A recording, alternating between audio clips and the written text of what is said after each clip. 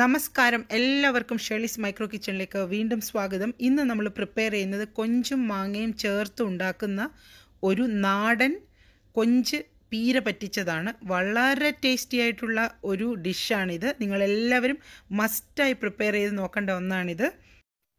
മാങ്ങയും കൊഞ്ചും എന്തൊരു അടിപൊളി കോമ്പിനേഷനാണെന്നോ. ശരിക്കും പറഞ്ഞാൽ അവസാനം നമ്മൾ ആ പച്ച വെളിച്ചെണ്ണയൊക്കെ ചേർത്ത് കറിവേപ്പിലയൊക്കെ ഇട്ട് കഴിഞ്ഞാൽ ഇതിൻ്റെ ആ ഒരു ടേസ്റ്റ്, ഇത് പ്രിപ്പയർ ചെയ്യുന്ന ദിവസങ്ങളിൽ ഞാൻ വേറെ പ്രത്യേകിച്ച് വലിയ കറികളൊന്നും വീട്ടിൽ പ്രിപ്പയർ ചെയ്യാറില്ല. ചോറും കൊഞ്ചും മാങ്ങയും കൂടെ മാത്രം മതി എനിക്ക് ചോറുണ്ണാൻ. അപ്പോൾ നമുക്ക് കൊഞ്ചും മാങ്ങയും പ്രിപ്പയർ ചെയ്യുന്നതിന് എന്തൊക്കെ ഇൻഗ്രീഡിയൻസ് ആണ് വേണ്ടതെന്ന് നോക്കാം. ഇത് കുറച്ച് ചുമന്നുള്ളിയാണ്.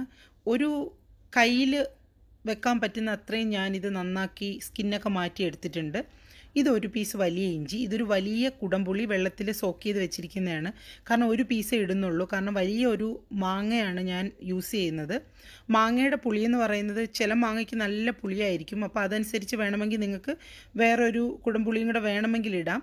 ഞാൻ മാങ്ങയുടെ രുചി നോക്കിയില്ല ഇതുവരെ. ഇത് 2 ചുമന്ന വറ്റൽമുളകാണ്, 2 പീസ് വെളുത്തുള്ളി, കുറച്ച് കറിവേപ്പില. പിന്നീട് നമുക്ക് വേണ്ടത് പച്ചമുളക് ഞാനിപ്പോൾ ഒരു 6-7 പച്ചമുളക് എടുത്തിട്ടുണ്ട്. ഇതിവിടെ കിട്ടുന്ന എരിവില്ലാത്ത ഒമാൻ പച്ചമുളകാണ്, അതുകൊണ്ടാണ് ഞാൻ അത്രയും എടുത്തത്. നിങ്ങൾക്ക് എരിയുള്ള മുളകാണെങ്കിൽ നിങ്ങൾ അത്രയും എടുക്കേണ്ട ആവശ്യമില്ല. ഇത് കഴുകി വൃത്തിയാക്കി വെച്ചിരിക്കുന്ന ഫ്രഷ് കൊഞ്ചാണ്. ഒരു 400 ഗ്രാമോളം വരും. ഇനി നമുക്ക് തേങ്ങയാണ് വേണ്ടത്. ഇതൊരു അരമുറി തേങ്ങയുടെ ഫ്രഷ് തേങ്ങ പീരയാണിത്. ഇന്ന് ഞാൻ ചട്ടിയിലാണ് കൊഞ്ചും മാങ്ങയും പീര പ്രിപ്പയർ ചെയ്യുന്നത്. ഒരു ചട്ടിയിലേക്ക് ഞാൻ തേങ്ങ ഇട്ട് കൊടുത്തിട്ടുണ്ട്. നമ്മൾ എടുത്തു വെച്ചിരുന്ന ചുമന്നുള്ളി ഒരു 3-4 പീസായിട്ട് അരിഞ്ഞ് അതിലേക്ക് ആഡ് ചെയ്യാം. ഇഞ്ചി അതുപോലെ നല്ല കനം കുറഞ്ഞ് നീളത്തിലരിഞ്ഞ് അതും ഇട്ട് കൊടുക്കാം. ഇനി നമുക്ക് വെളുത്തുള്ളി, അരിഞ്ഞു വെച്ചിരിക്കുന്ന പച്ചമുളക്, അതിനുശേഷം നമ്മൾ അതിലേക്ക് കറിവേപ്പില, പിന്നീട് നമ്മൾ ചേർക്കുന്നത് ചതച്ച് വെച്ചിരിക്കുന്ന ഉണക്കമുളക്. ഇനി നമ്മൾ ഇതിലേക്ക് ആഡ് ചെയ്യുന്നത് കുറച്ച് മഞ്ഞൾപ്പൊടിയാണ്. ഒരു 1/2 ടീസ്പൂൺ മഞ്ഞൾപ്പൊടി മതിയാവും. നമ്മൾക്കിനി ഇതൊരു കൈ ഉപയോഗിച്ച് നല്ലതുപോലെ ഒന്ന് മിക്സ് ചെയ്തെടുക്കണം. അപ്പോൾ ഈ പച്ചമുളകിൻ്റെ എരി കയ്യിൽ സെൻസിറ്റീവ് ആയിട്ടുള്ളവരാണെങ്കിൽ ഒരു ഗ്ലൗസ് ഇട്ട് ചെയ്താലും മതി. അപ്പോൾ ആ പച്ചമുളകിൻ്റെ പുകച്ചിലൊന്നും കയ്യിൽ വരില്ല, മഞ്ഞളിൻ്റെ കറിയൊന്നും കയ്യിൽ പറ്റത്തുമില്ല. ഞാനിപ്പോൾ ഇത് നല്ലതുപോലെ ഒന്ന് മിക്സ് ചെയ്തിട്ട് ഇവിടെ വെച്ചിട്ടുണ്ട്.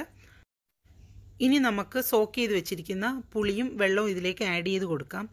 ഞാനിപ്പോൾ ഈ മാങ്ങയുടെ ഒരു ഹാഫ് പോർഷൻ മാത്രമേ ചേർത്തുള്ളൂ. നല്ല പുളിയുള്ള മാങ്ങയാണ്, അതുകൊണ്ട് ഞാൻ ഹാഫേ എടുത്തുള്ളൂ.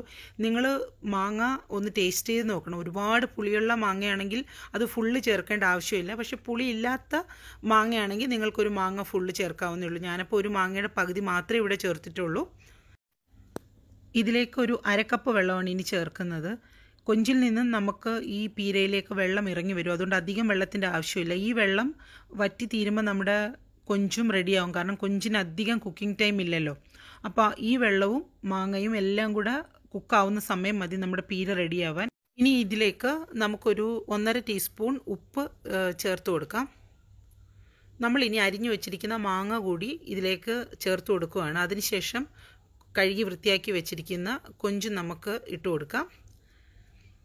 നമ്മൾക്കൊരു ടേബിൾ സ്പൂൺ വെളിച്ചെണ്ണ കൂടി ഇതിൻ്റെ അകത്ത് ആഡ് ചെയ്യാം. അതിനുശേഷം നമ്മളിത് നല്ലതുപോലെ ഒന്ന് മിക്സ് ചെയ്തിട്ട് നമുക്കിതൊന്ന് കുക്ക് ചെയ്യാൻ വെക്കാം. നമുക്ക് കൊഞ്ച് ഒരു മീഡിയം ഫ്ലെയിമിൽ ഒരു 10 മിനിറ്റൊക്കെ വെക്കാം. വെള്ളം വറ്റാറാവുമ്പോൾ നമ്മുടെ കൊഞ്ചും ഏകദേശം റെഡിയാവും. ഇടയ്ക്ക് നിങ്ങളൊന്ന് ഉപ്പ് നോക്കണം. നിങ്ങൾക്ക് ഉപ്പ് ആവശ്യമുണ്ടെങ്കിൽ ഇടയ്ക്ക് ചേർത്ത് കൊടുക്കാൻ മറക്കണ്ട.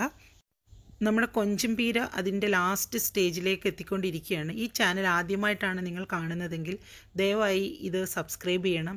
നിങ്ങളുടെ കമൻറ്റും ലൈക്കും ഒക്കെ ആവശ്യമാണ്. നിങ്ങളിത് പ്രിപ്പയർ ചെയ്ത് നോക്കിയിട്ട് കമൻറ്റ് ബോക്സിൽ വന്ന് നിങ്ങളുടെ അഭിപ്രായം അറിയിക്കാൻ മറക്കുകയും ചെയ്യരുത്. ഞാനിപ്പോൾ ഇതിലേക്ക് നിങ്ങൾ കണ്ടു കാണും ഒരു ടേബിൾ സ്പൂൺ വെളിച്ചെണ്ണ ഒഴിച്ചു കൊടുത്തു. ഇത് കുറച്ച് ഫ്രഷ് കറിവേപ്പിലയും കൂടെ ഞാൻ ആഡ് ചെയ്തിട്ടുണ്ട്. എന്നിട്ട് നമുക്കിത് നല്ലതുപോലെ ഒന്ന് ഒരു സ്പൂൺ ഉപയോഗിച്ചിട്ടൊന്ന് മിക്സ് ചെയ്യാം.